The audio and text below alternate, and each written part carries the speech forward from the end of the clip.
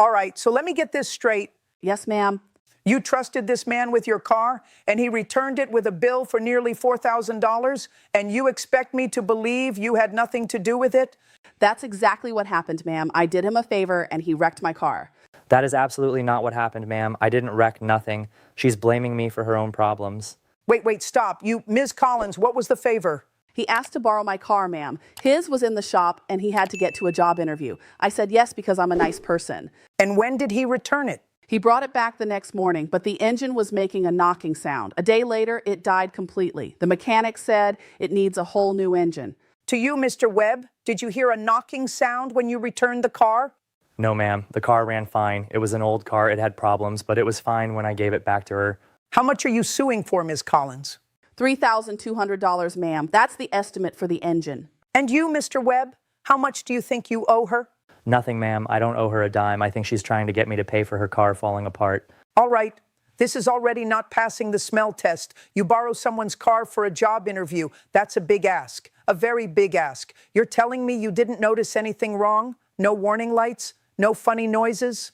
No, ma'am. I drove it maybe 30 miles total to the interview and back to my apartment. It was fine. Ms. Collins, what kind of car are we talking about? It's a 2012 sedan, ma'am. It had 130,000 miles on it, but it was maintained. I just had the oil changed 2 weeks before this happened. Mr. Webb, did you check the oil before you drove it? No, ma'am. Why would I? She just had it changed. It was fine. So you just got in and drove it. Did you stop for gas? Did you check the fluids? Anything? I stopped for gas, yeah, but I didn't pop the hood. I just put the gas in and kept going. Ms. Collins, when he returned the car the next morning, you said it was making a noise. Did you drive it immediately? I had to go to work, ma'am. So I got in, started it up, and I heard it. A kind of knocking, tapping sound. I thought maybe it was just cold, so I let it run for a minute. It didn't go away.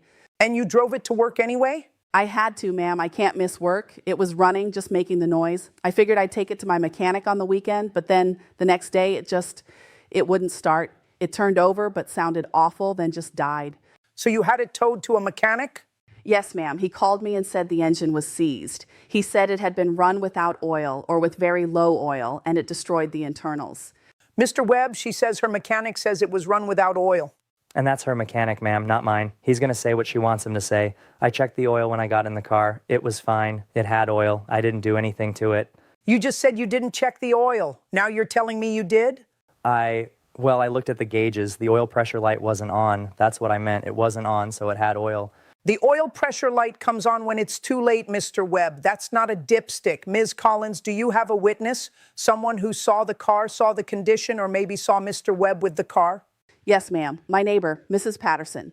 She saw him bring the car back, and she saw him drive it the night before, and it sounded bad then. That's right, ma'am. I saw the whole thing. All right, Mrs. Patterson, come closer. What did you see? And I want only what you saw with your own eyes, not what Debra told you. I live right next door, ma'am. Our driveways are side by side. I was sitting on my porch that evening, having my tea, when I saw this young man pull into Debra's driveway. It was late, around 11 at night. 11 at night? He borrowed it for a daytime job interview. I had the interview in the afternoon, but I went to a friend's house after. I told her I'd bring it back the next morning, and I did. You told her you needed it for a job interview. That implies you need it for a specific purpose, not for a joyride. Go on, Mrs. Patterson. Well, when he pulled in, the car was making a terrible racket. Sounded like someone banging on a pot with a spoon. I thought, that girl's car is about to give up the ghost. He pulled in at 11 at night making that noise. Mr. Webb, you just told me the car was fine. Which is it?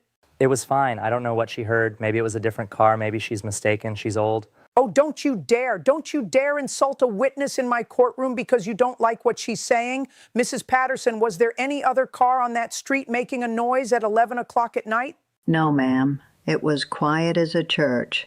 Just him pulling in and that awful knocking. Mr. Webb, how do you explain that Mrs. Patterson, a disinterested party, heard a noise that you claim didn't exist? I don't know, ma'am. Maybe the car had a little tick. It's an old car, but it wasn't about to blow up.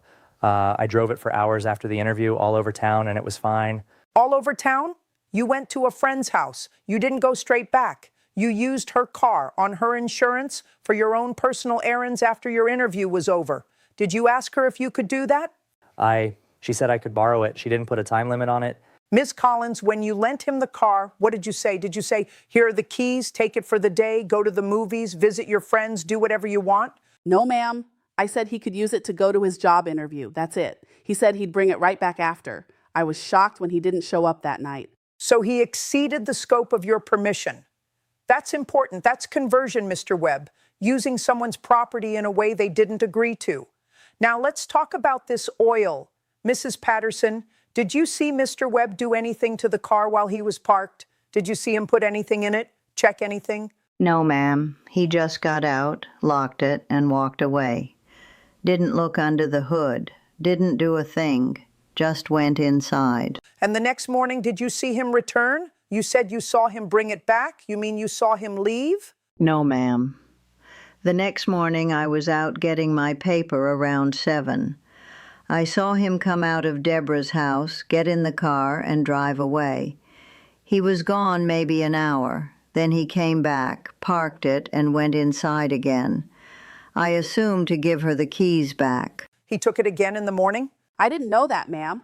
He must have taken the keys from my kitchen counter. I was still asleep. He had spent the night on my couch, I guess, and then just took it again in the morning.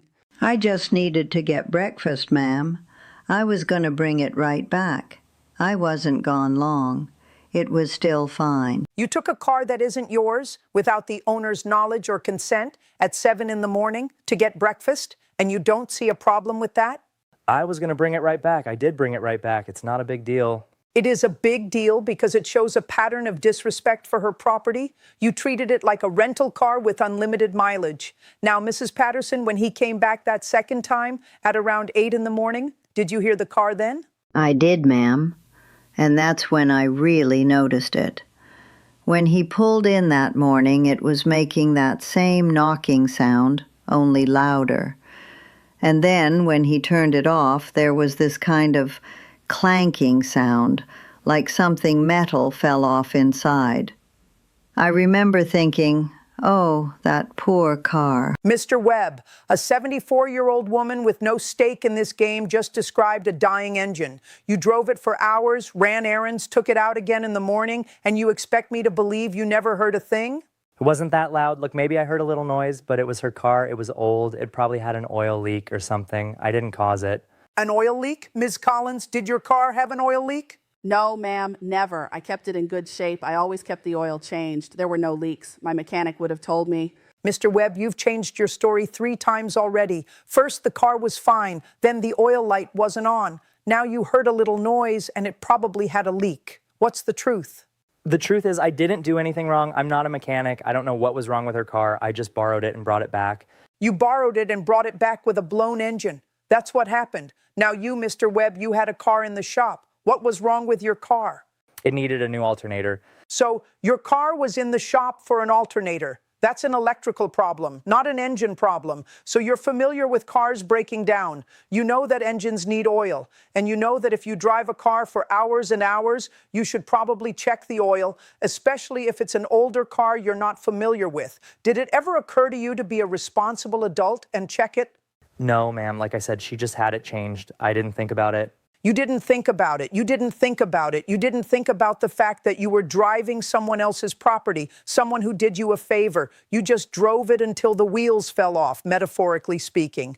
And now you're here, arguing with a woman who tried to help you. I'm not arguing, ma'am. I'm just saying it's not my fault. She's trying to put one over on me. Ms. Collins, why did you let him stay on your couch?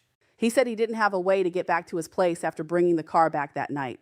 He asked if he could crash on my couch. I felt bad for him. He was trying to get a job. I thought I was helping.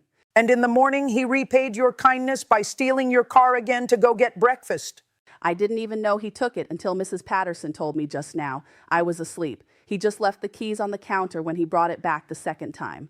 Mr. Webb, what kind of breakfast did you get? Was it worth $3,000? It was just a sausage biscuit, ma'am. This is ridiculous. Ridiculous is taking a car that doesn't belong to you, driving it until the engine seizes, and then having the audacity to sit here and call the owner ridiculous. Let me ask you this. If you rented a car from Enterprise and you drove it for a day and then the engine blew up the next day, do you think they'd hold you responsible? That's different. That's a rental company. No, it's not different. It's the same principle. You are responsible for property that is entrusted to you. If you borrow my lawnmower and you run it without oil and it seizes, you buy me a new lawnmower. That is the law. That is common sense. That is being a decent human being. But I didn't run it without oil. You don't know that. Her mechanic could be wrong. I don't need a mechanic, Mr. Webb. I have common sense. I have a witness who heard the car dying while you were driving it. And I have you, who cannot tell a consistent story to save your life. You are not credible. You took advantage of this woman's generosity, and now you want to walk away scot-free. I didn't take advantage. I was going to pay her back somehow. I just got a job. I can pay her something. Oh, now you have a job from the interview you used her car for? Yes, ma'am, I got the job. I start next week. So you got the job using her car, and now you won't take responsibility for destroying her car? That is the height of ingratitude. Ms. Collins, you asked for $3,200. Is that the full estimate? Yes, ma'am, for a used engine and labor. And what is the car worth now with a blown engine? The mechanic said maybe $500 for scrap. So he essentially totaled your car. Mr. Webb, do you have $3,200? No, ma'am, I don't have anything like that. I've been broke. That's why I needed the job. You should have thought of that before you treated her car like a toy. I'm going to ask you one more time, and I want you to think very carefully before you answer. Do you accept any responsibility for what happened to Ms. Collins's car? I accept that I borrowed it. I accept that I drove it. I accept that it broke. But I didn't break it on purpose. I just don't think I should have to pay for the whole thing when it was an old car anyway. The age of the car is not the issue.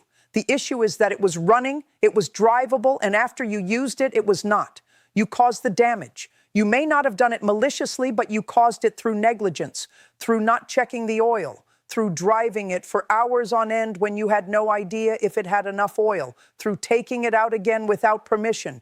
That is negligence. I guess so, ma'am. You guess so? All right, I've heard enough. Mrs. Patterson, thank you for your honest testimony. You can step down. Thank you, ma'am. Ms. Collins, I understand why you're upset. You tried to help someone and it cost you your car. Mr. Webb, you need to understand that when you borrow something, you are on the hook for it. You are liable for the damage you cause. I am finding in favor of the plaintiff, Debra Collins. But ma'am, But nothing. I am awarding her the full amount she asked for, $3,200. You will pay that, and you will pay it because you are now employed and you have a responsibility. You wanted to be treated like an adult and borrow a car? Well, now you're going to be treated like an adult and pay the consequences. Yes, ma'am. And Ms. Collins, next time someone asks to borrow your car, remember this feeling. A kind heart is a beautiful thing, but you have to protect it with a little bit of common sense. Case closed.